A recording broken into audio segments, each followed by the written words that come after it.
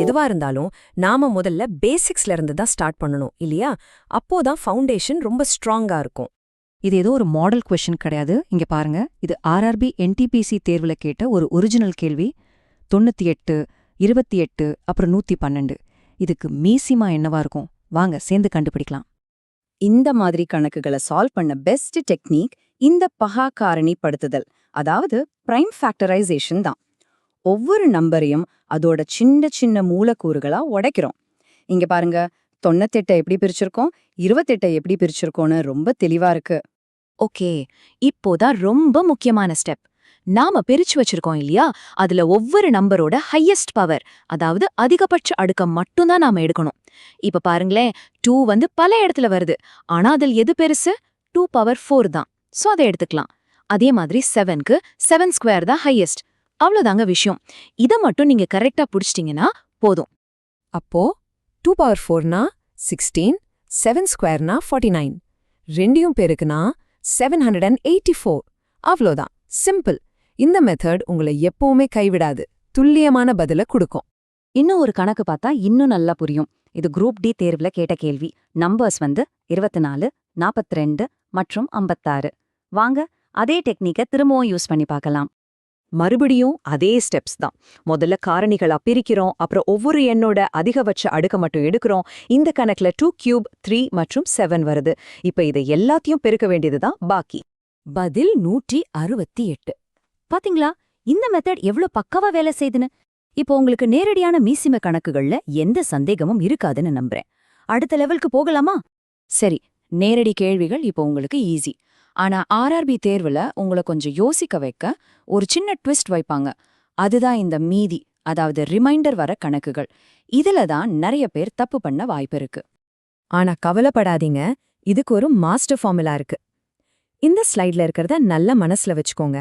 நமக்கு தேவையான எண் எப்பவுமே LCM into K plus reminder அப்படிங்கிற வடிவத்துல தான் இருக்கும். இந்த ஒரு ஃபார்முலா போதும், எல்லா ரிமைண்டர் கணக்கையும் சால்வ் பண்ணிடலாம். முதல் வகை ரொம்ப ரொம்ப சிம்பிள், காமன் ரிமைண்டர். இந்த NTPC கேள்வியை பாருங்க. 9, 8, 10 மற்றும் 12ஆல வகுத்தா எல்லா தடவையும் மீதி 3 தான் வருமா? அப்ப அந்த நம்பர் என்ன? நம்ம ஃபார்முலாவை யூஸ் பண்ணுவோம். முதல்ல இந்த வகுக்கிற எண்களுக்கு LCM, அதாவது மீசிமா கண்டுபிடிக்கிறோம். அது 360. கேள்விப்படி பொதுவான மீதி எவ்வளவு? 3.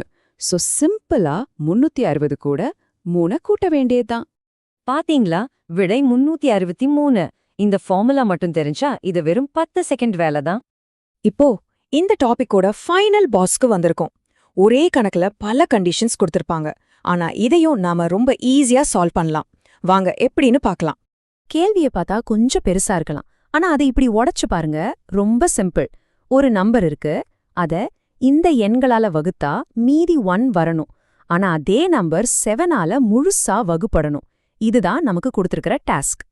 வழக்கம் போல நம்மளோட முதல் ஸ்டெப் என்ன? அந்த முதல் செட் எண்களுக்கு மீசிமா கண்டுபிடிக்கிறது தான். அதாவது 2, 3, 4, 5, 6க்கு அதோட மீசிமா 60. ஓகே, மீதி 1 வரணும்னா நம்ம கண்டுபிடிக்க போற நம்பர் கண்டிப்பா 60k+1 அப்படிங்கிற வடிவத்துல தான் இருக்கணும். இப்போ நம்ம வேலை என்னன்னா, இந்த கேக்கு என்ன மதிப்பு போட்டா வர்ற மொத்த நம்பரும் 7ஆல வகுப்படும் கண்டுபிடிக்கிறது தான். இங்க தான் நாம கொஞ்சம் ட்ரையல் அண்ட் எரர் பண்ணணும். கேக்கு 1 போட்டா 61 வருது. இது 7ஆல வகுப்படாது. சரி, கேக்கு 2 போட்டா 121, அதுவும் வகுப்படாது. இப்படி ஒவ்வொன்னா முயற்சி செஞ்சு பார்க்கும்போது கேக்கு 5 போடும்போது பாருங்க 301 வருது. இந்த 301 7ஆல முழுசா வகுப்படுமா? ஆமா, கண்டிப்பா வகுப்படும். சூப்பர், நமக்கு தேவையான அந்த எண் கிடைச்சிருச்சு. அது 301. பாத்தீங்களா, எவ்ளோ பெரிய சிக்கலான கேள்வியா இருந்தாலும் அதை இப்படி ஸ்டெப் பை ஸ்டெப்பா பிரிச்சு யோசிச்சா விடை நம்ம கையில. அருமை. இப்போ நாம கத்துக்கிட்ட இந்த எல்லா டெக்னிக்கையும் உங்க தேர்வு நாளுக்கான ஒரு பக்காவான செயல் திட்டமா மாத்திக்கலாம். இந்த 4 விஷயத்த மட்டும் நல்ல ஞாபகம் வச்சுக்கோங்க. நேரடி கேள்விக்கு கண்ணை மூடிட்டு பகாக்காரணி முறையை யூஸ் பண்ணுங்க. மீதி கேள்வின்னா அது என்ன வகைன்னு பார்த்துட்டு நம்ம மாஸ்டர் ஃபார்முலாவை யூஸ் பண்ணுங்க. ரொம்ப முக்கியமா, கேள்வியை பார்த்து பயந்துடாம சின்ன சின்னதா உடைச்சு யோசிங்க. இதுதான் வெற்றியோட சீக்ரெட்.